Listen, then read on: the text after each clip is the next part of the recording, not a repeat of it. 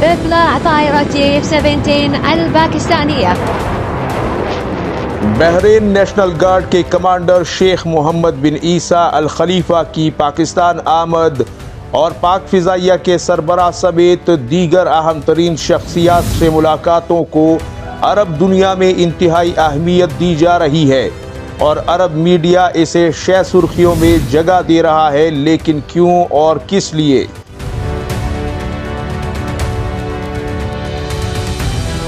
बज़ाहिर शेख मोहम्मद बिन ईसा 23 मार्च की परेड में शिरकत के लिए तशरीफ लाए हैं, जिसे पाकिस्तान आर्मी के चाको चौबंद दस्ते ने गार्ड ऑफ ऑनर भी पेश किया।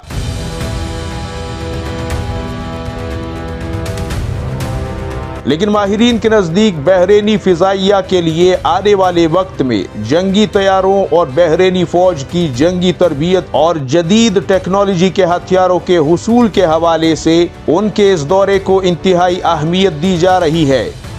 और कहीं न कहीं ऐसा महसूस हो रहा है कि अरब मुल्कों में से हर वो मुल्क जो कि अपनी फिजाइया में F-16 लड़ाका तैयारी रखता है और उन्हें इस्तेमाल कर रहा है, वो मुमालिक एक एक करके पाकिस्तान का रुख कर रहे हैं।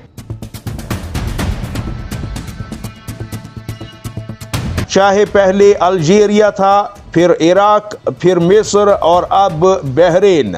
और जो चीज़ इन अरब मुल्कों को पाकिस्तान की तरफ खींच कर ला रही है, उसमें दीगर दिफाई माहदे और फौजियों की जंगी तरबियत के अलावा JF-17 ब्लॉक 3 और अब आने वाले JF-17 थंडर PFX को बुनियादी वजह और मुहर्रिक तस्वुर किया जा रहा है।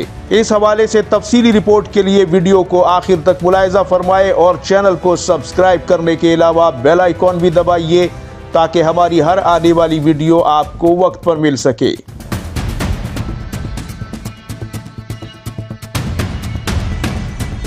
नाज़रीन, पाकिस्तान जैसी मुस्लिम दुनिया की सबसे बड़ी फिजाई ताकत अगर अमरीकी F-16 तैयारों के मुतबादिल के तौर पर JF-17 थंडर को अपने फिजाई बेड़े में शामिल कर चुकी है, वो JF-17 थंडर जो कि हर मामले में F-16 को तगड़ी टक्कर देता है, लेकिन कीमत में F-16 से 2 से 2.5 गुना कम है और नित नई पाबंदियों के झंझट से भी निजात फराहम करता है और एक कारगर और भरोसेमंद हथियार के तौर पर पाकिस्तानी फिजाइया में मौजूद है।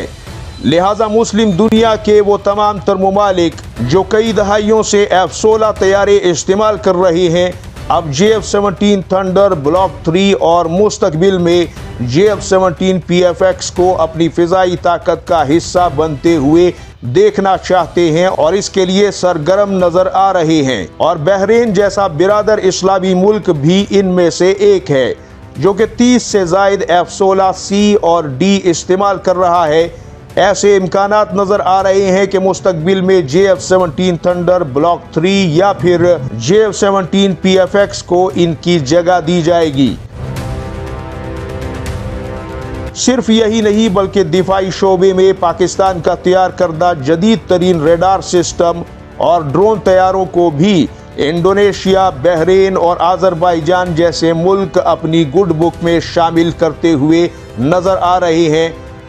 यहाँ ये बात भी नज़रअंदाज नहीं की जा सकती कि हालिया कुछ अरसे में पाकिस्तान एयरफोर्स के शाहीनों ने अरब मुल्कों में होने वाली जिलजाल और स्पीयर्स ऑफ विक्ट्री जैसी जंगी मशकों में तवातुर के साथ जिस तरह अपनी जंगी महारत और आला तरबियत के साथ साथ अपने ज़ेरे इस्तेमाल लड़ाका हथियारों के जौहर दिखाए हैं, उससे अरब मुल्क न सिर्फ हैरान कुन हद तक मुतासिर हुए हैं बल्कि एक एक करके पाकिस्तान का रुख कर रहे हैं और जंगी लड़ाका तैयारों समेत अपने पायलटों की तरबियत के वाहिदे भी कर रहे हैं। इन मुमालिक में आज़रबाईजान, इराक, बांग्लादेश, मिस्र और अल्जीरिया, इन मुमालिक के माहिदे आप जानते हैं और आपके गोशगुजार हो चुके हैं। लेकिन अब बहरीन जैसा एक अहम तरीन इस्लामी मुल्क भी सामने आया है और दुनिया अब पाकिस्तान को आलमी जंगी हथियारों की मार्केट में एक अहम तरीन प्लेयर के तौर पर देख रही है और पाकिस्तान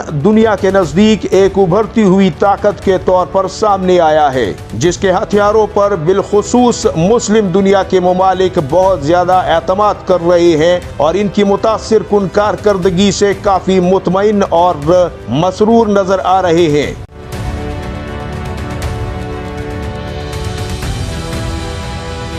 आप इस हवाले से अपनी कीमती राय जरूर दीजिएगा। अपना और गिरदोनवा के लोगों का सबका ढेर सारा ख्याल रखिएगा। अल्लाह हाफिज़। नासिर पाकिस्तान जिंदाबाद, उम्मत मुस्लिमा पाइंदाबाद।